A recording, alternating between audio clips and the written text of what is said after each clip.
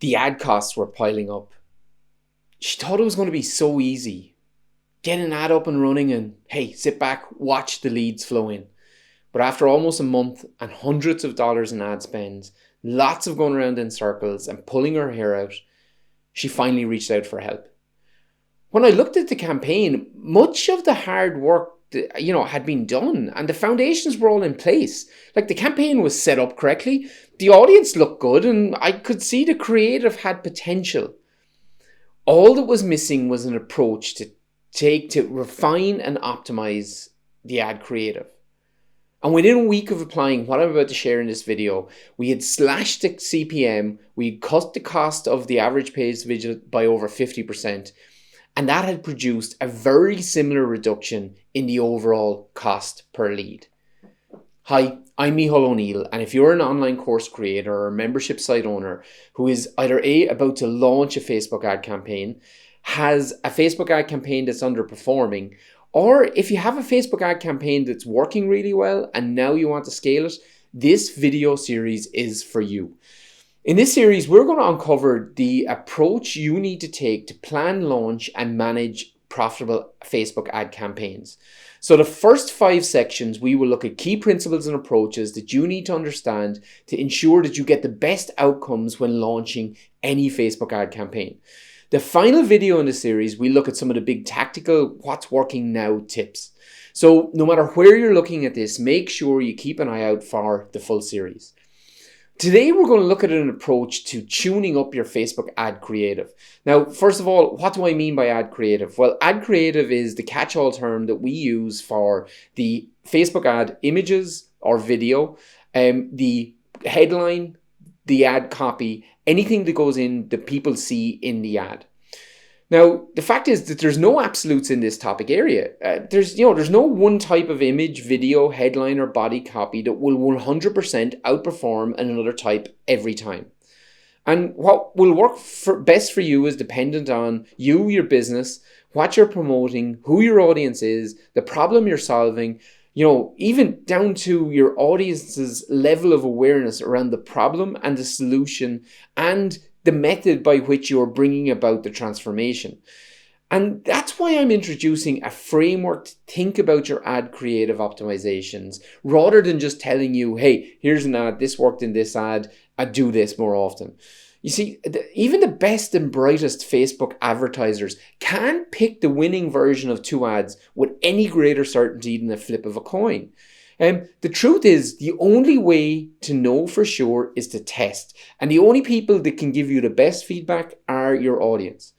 And, this is all well and fine to say, and this is one of the common things that's put out in, kind of in marketing circles. But unless you have a specific process to follow, it can all get a little bit confusing. And that's exactly what we're going to talk about today.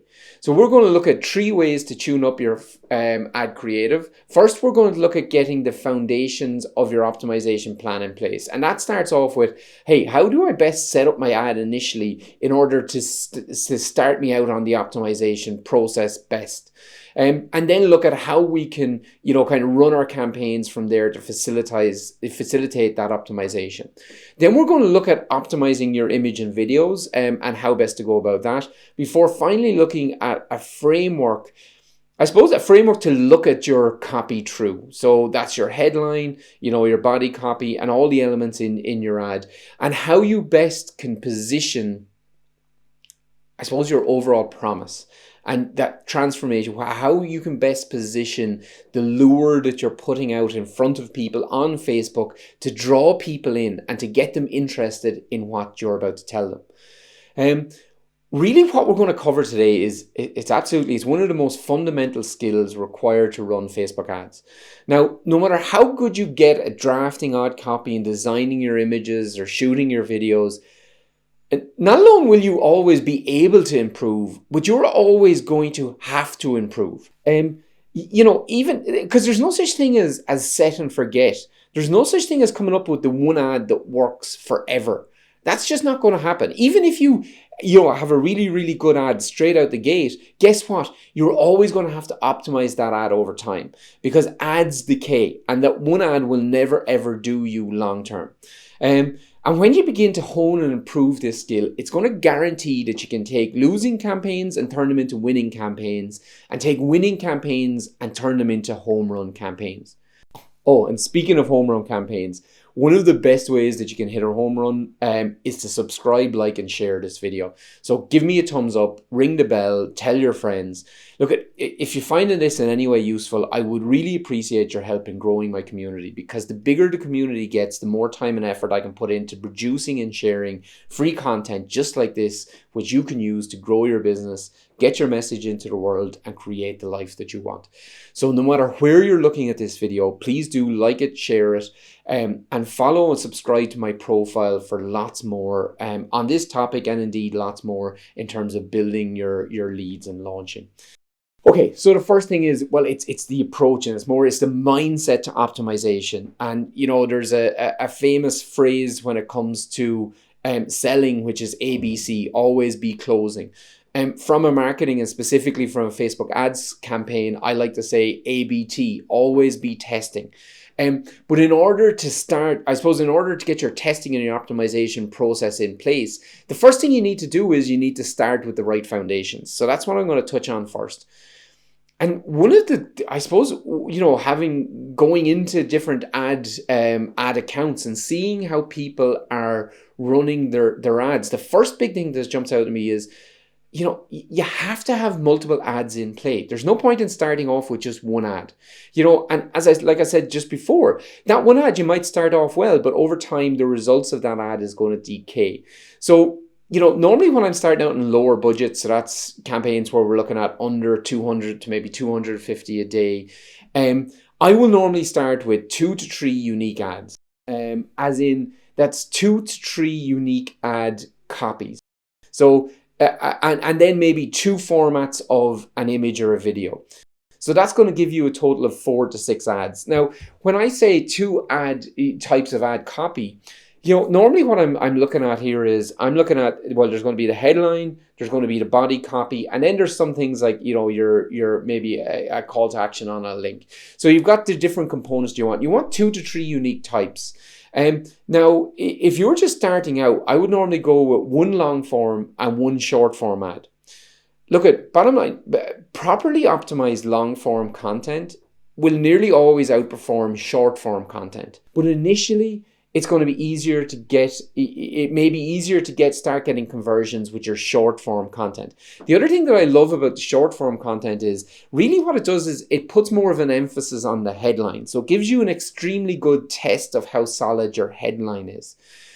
So when you combine your 2 to 3 versions, and if you were doing 3 versions of an ad, you could do 1 short form, 1 medium form, and 1 long form. And then when you have your 2 to 3 versions of your ad, you can then have 2 versions of an image-based or a video-based. And that gives you, as I say, your 4 to 6 versions of your ad. And this is a perfect starting point. You know, any more than 4 to 6 versions on lower budgets, Facebook will struggle to build the data required to really assess each of the ads. And normally what it'll do is it'll make a snap decision. It'll push one, you know, before all the rest of it. And then you're not really finding out too much information on it. Any less than 4 to 6, and it'll take you way too long to test your creative. So in addition to this, you will ideally have at least 2 ad sets. So 2 ad sets to 2 different audiences. And when creating your second ad set, so the process that I take with the initial one is I build everything out first. I get my, you know, kind of 4 to 6 ads set up, and then I duplicate the ad set and just point it to a different audience. But we're going to look at audiences in more detail in the next installment of this series. So please do keep an eye out for that. But, you know, so then you come along and you've launched your first ad. Now, you want to give it at least 3 to 5 days to settle down. You're not going to have any firm data before that. You know, you might see sometimes ads run away. They're wildly successful in the first couple of days. Other times it can take them a couple of days to gain traction, and for Facebook to figure out who best to show the ad to. Ideally, you would let your ads exit the learning phase, and this happens after 50 of the events that you've optimized the ad for. So whether that be, page visits, or whether that be conversions, whether it be click of a button on the page, or whether it be the actual conversion, somebody going and optimizing, or somebody going and registering for your lead magnet. Or indeed, you could optimize for further down. If you have a mini front end product, you could be optimizing it for the purchase of the mini front end product. So it's wherever that. Normally, your ad will exit the learning phase after 50 of those events. Sometimes on lower budgets, especially when you're starting off with maybe something like $20 a day or $30 a day, it might not be possible. You might need to start optimizing in order to get to the level of conversions that you want. But after that initial 3 to 5 day period, you then need to sit down and analyze your stats and come up with a hypothesis about what needs to be changed. Again, there's lots of variables in here, but if you look at it and if you see, hey, my CPM is really high, so my CPM, that's cost per 1,000 impressions, one of the big things that's pointing to is possibly your quality score is going to be at the low end. Or definitely if you see a CPM is high and your quality score is low. What do I mean by quality score? Well, in your Facebook ad manager, one of the reports that what they'll tell you is where your ad falls in terms of the bottom 10%, bottom 20%, bottom 30%, 50% of ads are, so where your ad falls. If you're in the lower levels, your CPM is going to be higher. Now, why would your ads fall into that lower level? Well, some of the reasons in there is, are you calling specific people out? Are you being pushy? Are you selling too hard and maybe not providing value? These are all things that Facebook look at and they measure and they rank.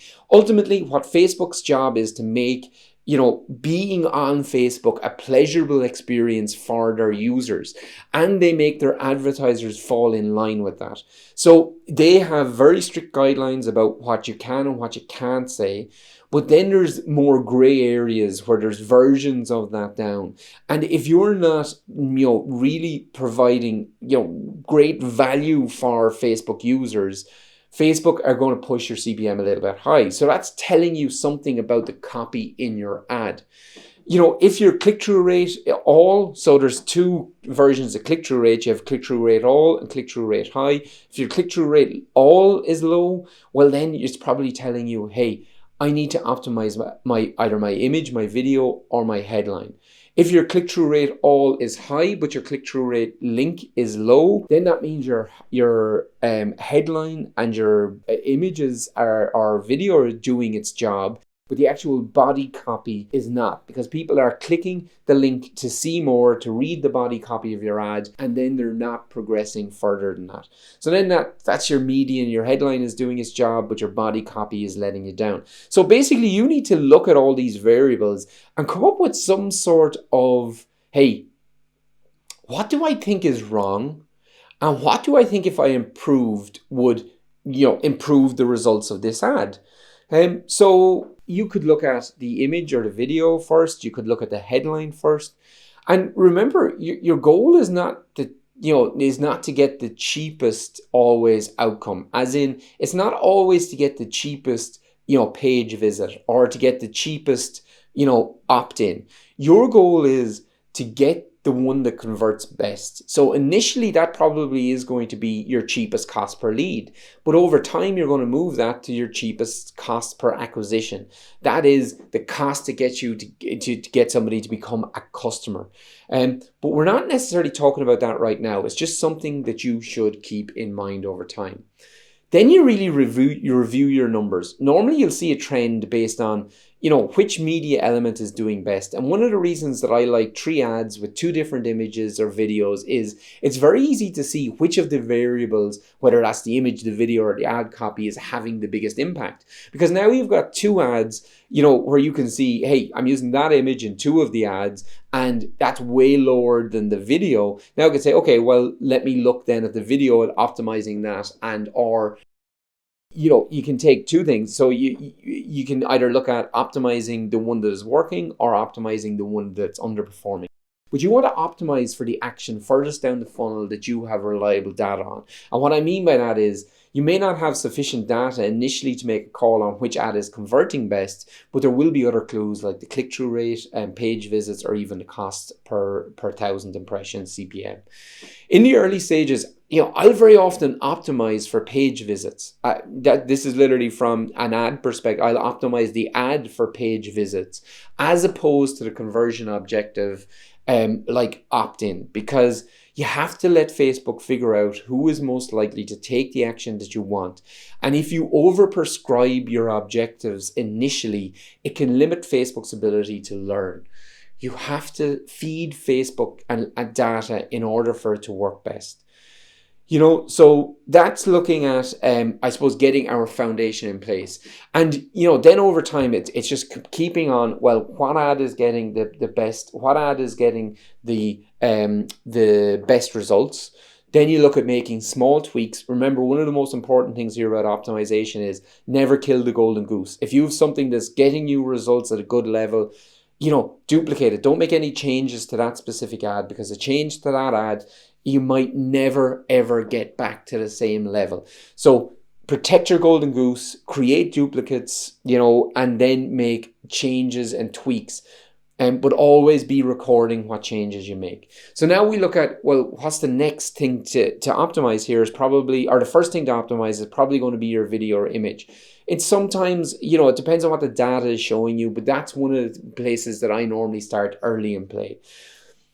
When we look at images, really native first. So you want to blend in to stand out. But there must be some contextual link. What do I mean by native first? Well, native first is, if you think about the average person who's scrolling through Facebook, they're used to seeing photographs from their friends, their family members.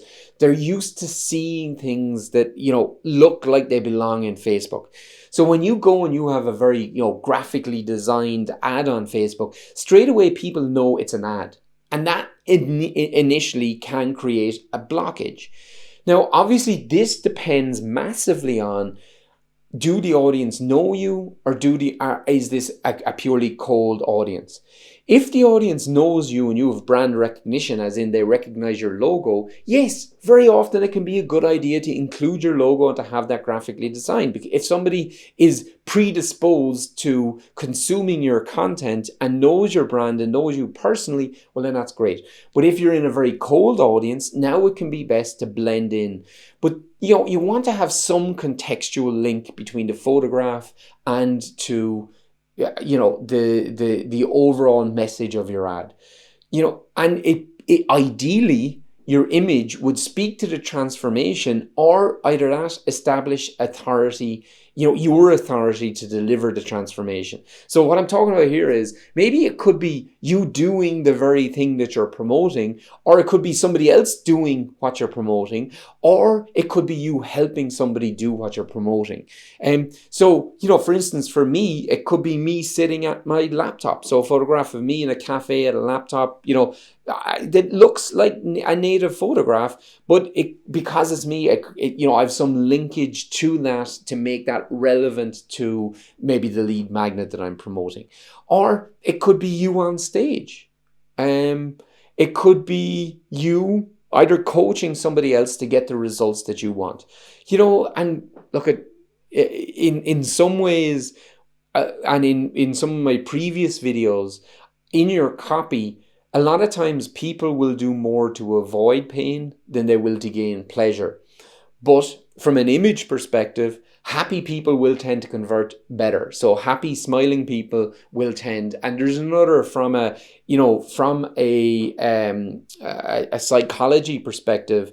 People looking directly at somebody will tend to create more connection. So if you have a photograph, instead of you looking sideways in a photograph, you actually looking directly out at people, can it create. And remember, what's the purpose of the image or the video? The purpose of the image or the video is to capture somebody's attention. So it's to stop the scroll.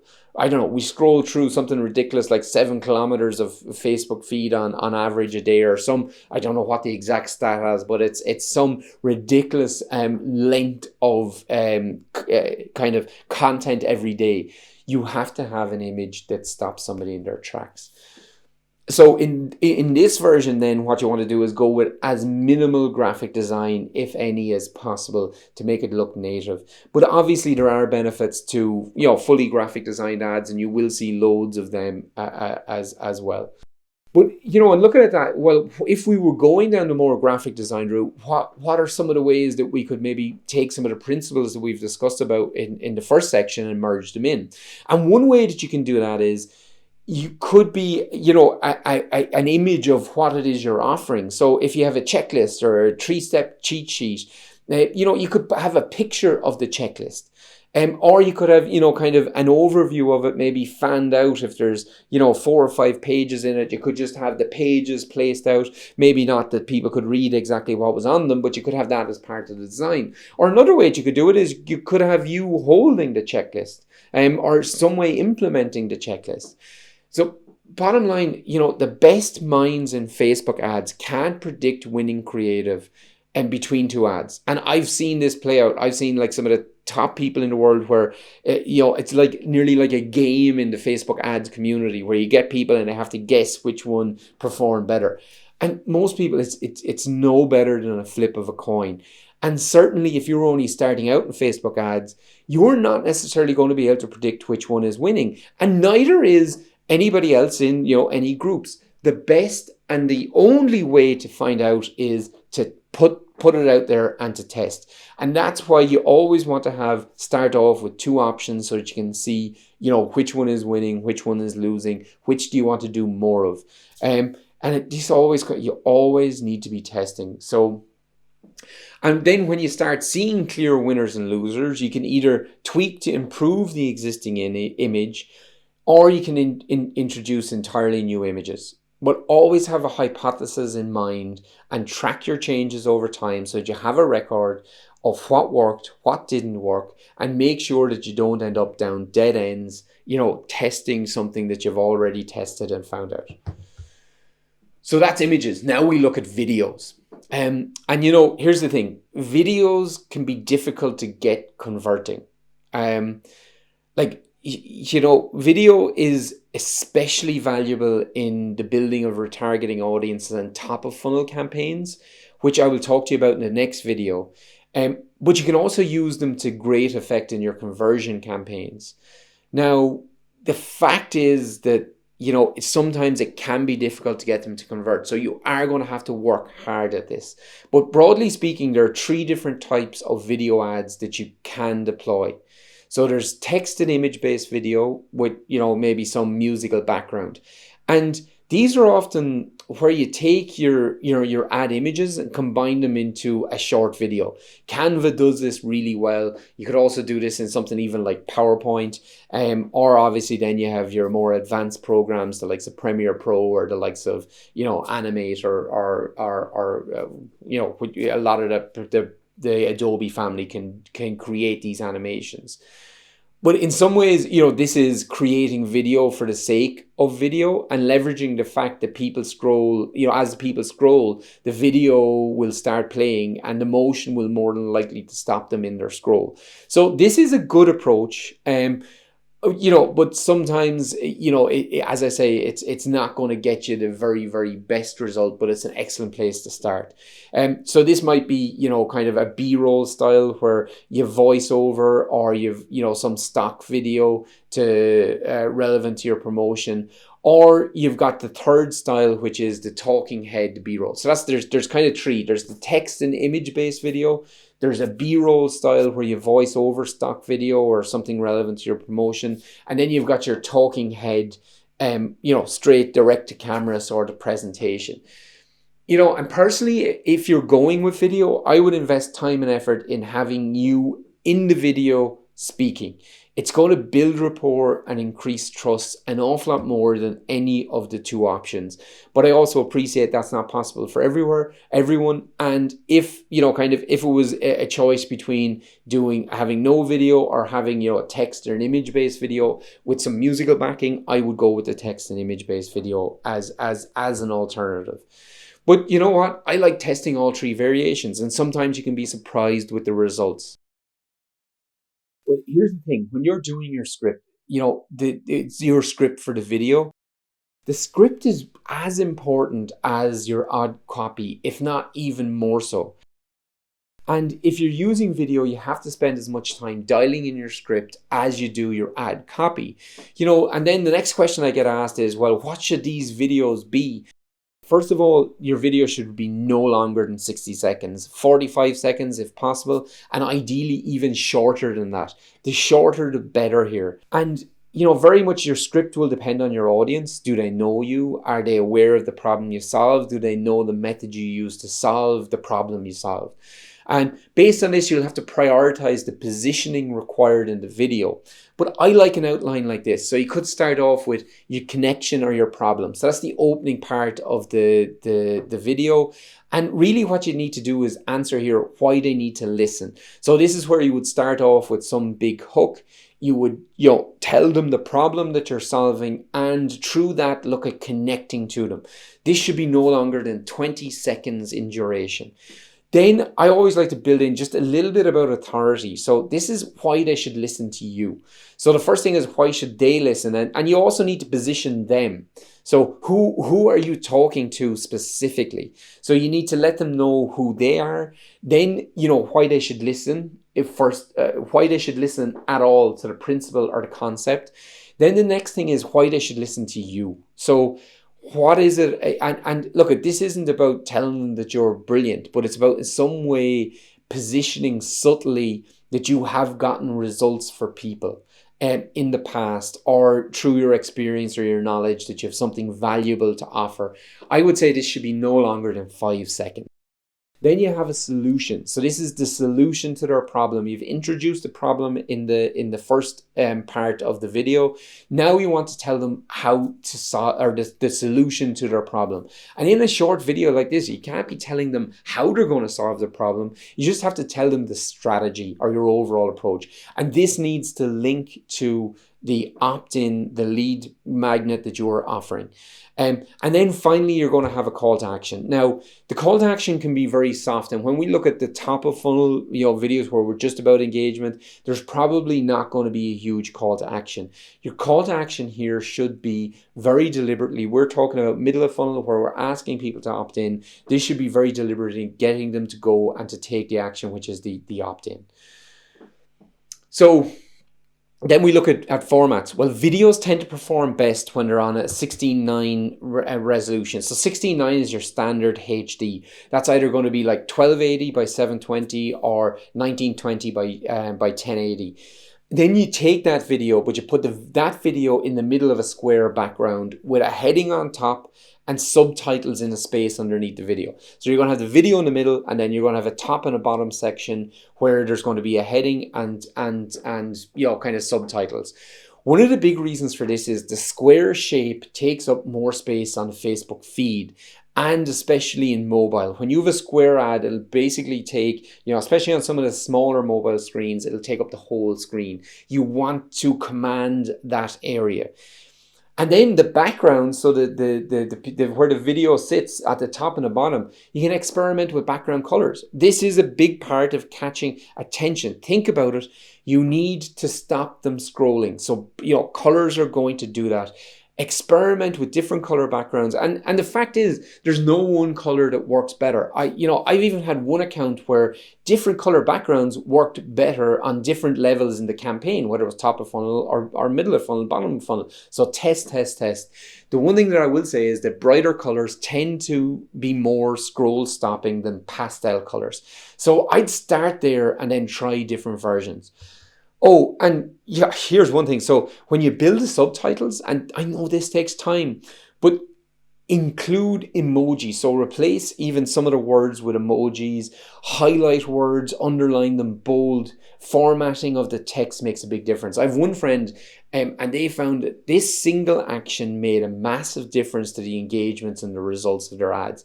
And they were spending thousands. And this seems very trivial and very unlikely, by animating their, their subtitles, it made a huge difference to the results of their ads.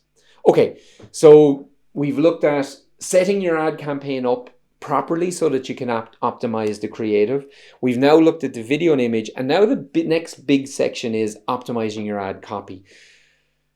Look, at this is huge. I'm not going to tell you like there's specific words that you can do to get greater reactions. Nobody is going to tell you what's going to work for you. I've spoken about this earlier in the series.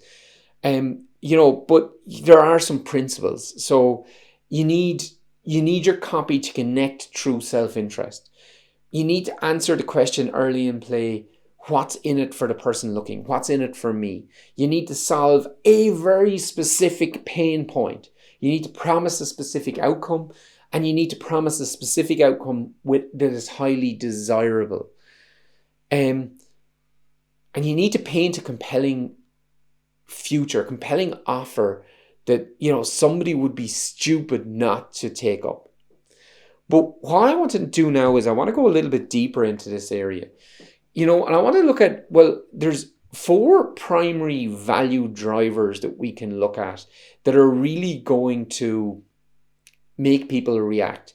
Now, these can be deployed in offers when it comes to, a sales page, or when it comes to a specific paid offer.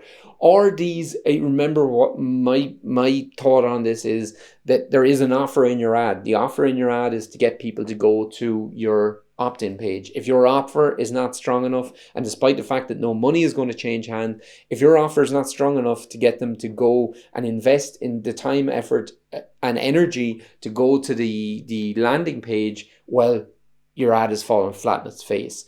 So I think that these drivers will work well. And the way I look at it, it's almost like an equation. And there's 2 drivers on top of the line and 2 drivers on the bottom of the line. The 2 drivers on the top of the line we want to increase, and the 2 below the line we want to decrease. So what are these primary drivers? Well, primary driver number 1 is your primary outcome. So this is your main promise. This is what your avatar, what your perfect fit client really, really wants. It's the expression and feeling and experiences that, your perfect fit client has envisaged in their mind. If you like, this is the gap between their current reality and the life that they want. And your job is to show them, how to help them bridge the gap and to paint a vivid picture of what their life will be like once they achieve their innermost desires. And, even though you said, but Michal, that's what they really want. I said, no, but a lot of people don't actually understand. They have a goal, they have something they desire, something they want, but they haven't actually linked it back into their own life. And you have to paint that picture for them. Now, there are 5 core human drivers that influence behavior. The first is a drive to acquire. So this is a desire to collect material and immaterial things like a car or like influence. There's a drive to bond. That's a desire to love and to feel valued in your relationships with others. There's a drive to learn, the drive to satisfy our curiosity. A drive to defend. So this is a desire to protect ourselves, our loved ones, and our property. And then finally, a drive to feel. So a desire for emotional experiences like pleasure or excitement. From a lead generation perspective, you're predominantly going to be the acquirer, which is, if you can help people to acquire more, as in acquire more money, acquire more, whatever, that's one of the big drivers. The bond, to feel loved and valued in relationships, and that's really how to connect with other people. So that's going to be another big one. The desire to learn, that's funny because most people don't want to learn more. And this might seem funny from somebody who's involved in information marketing. People don't want to learn more. They want the outcome of what the learning will bring about. Now, you can evoke and satisfy curiosity, but that's not necessarily going to be one of your biggest drivers. The drive to defend, this is to protect what's you. And remember what we said, people will do more to prevent pain, to avoid pain than they will to attain pleasure. So the drive to defend is a massive, massive trigger. And then from a lead generation, yes, you feel the desire for emotional. This is really what our underlying is. This is where everything is pointing. So I'd nearly say the drive to feel is the very end goal. And then we're going to have our drivers that go in front of that, the acquisition, the bond, the defending, the learning, which all lead to that. The more drivers your offer connects with, and the better you communicate those drivers, the more attractive you will become. So you might not necessarily be able to hit on all the core human drivers, but if you think about your copy and if you start, looking at how you can work it in through your copy, the more of these that you hit on, the more that you will connect and the more that you will move people to take the action that you want.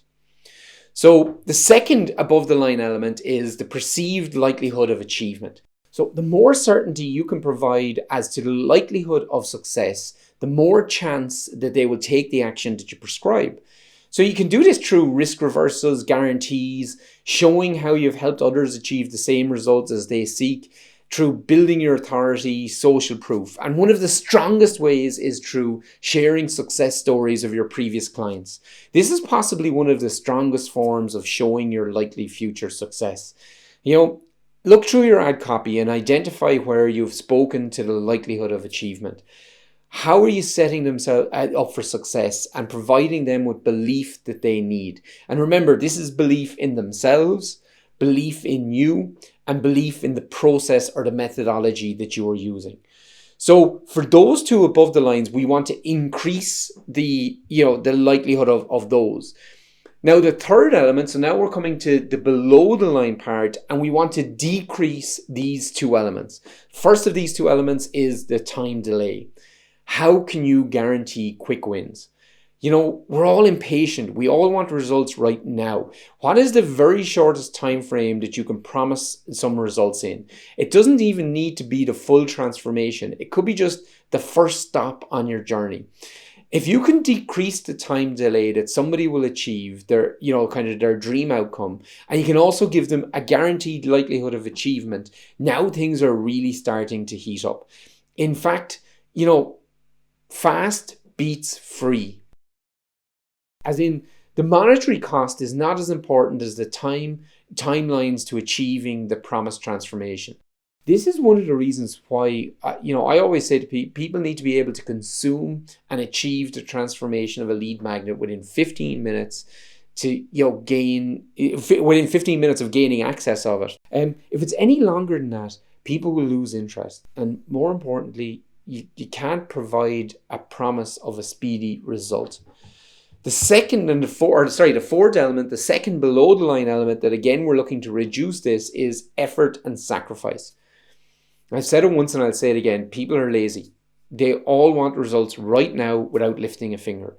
This is where streamlining your process, getting to the core of the issue and cutting through as much of the clutter as possible is absolutely essential. If you can show people how your process can save them energy and effort and sacrifice, they will love you for it. Now, this can't just be empty promises. This is one of the reasons why the success of your Facebook ad campaign is highly dependent not just on your ads and your Facebook ad strategy, but on the overall premise of your funnel, as in, kind of the different offers that you're going to make to people, all the way from your free front-end content to your lead magnet, to your mini front-end product, maybe even to your signature product. You have to make sure that, you have really thought about the steps that you're giving people, cut through all the kind of the research and all the pain and effort people need to take in order to understand what you understand, and package it in an extremely easy usable process. So the combination of how you verbalize these four elements in your ad is what will dictate the success of your ad. So from an optimization perspective, continuously refining your copy through this lens is massively powerful. You may not be able to bring all four elements into play, and that's fine, but when you do, your ad copy will take off. And every time you look at your ad, every time you're changing some copy, you need to ask yourself the question, have I increased the dream outcome or the perceived likelihood of achievement? Have I decreased the perceived time delay or the effort and sacrifice? If you can't see how you can do any of these, then perhaps you have to find a different angle or approach to your Facebook ads and what you're promoting. And remember, optimization is a process. There's no wrong and right. It's a massive experiment. I outlined my process for approaching the optimization of your landing page in the last video of this series, and it still applies here. We start off with our research. We then form a hypothesis. We prioritize our actions. We test, and then we work our learning back into the next iteration. Be methodical and always keep an optimization diary. Document your hypothesis, the changes made, and the results, so that once you've experimented, that you document the results of that experiment, and so that you don't have to do it again. So today we've looked at an approach for fine-tuning your Facebook ads. Remember, this is a skill that you have to develop over time. There's no one-size-fits-all. The most important thing is that you have an approach, you learn to read the data, act accordingly, and that's really what we have covered. So we started with our optimization plan. We looked at some ideas for optimizing your Facebook ad images and video, and finally how to think about optimizing your copy. So wherever you're looking at this today, please like and share this video. Make sure to subscribe and like this channel or account, depending on where you're looking at it, for lots more content just like this. And even more importantly, please do scroll down and leave me a comment. I promise I reply to each and every one personally. I know this can be frustrating, so let me know what challenges you face with your Facebook ads, whether you're just getting started or a seasoned pro looking to scale your ad campaigns. Sometimes all we need is a bit of encouragement and to know that we're not battling it out on our own. So whatever you're facing today, you got this. We're here for you. Thank you for tuning in, and I can't wait to see you again real soon.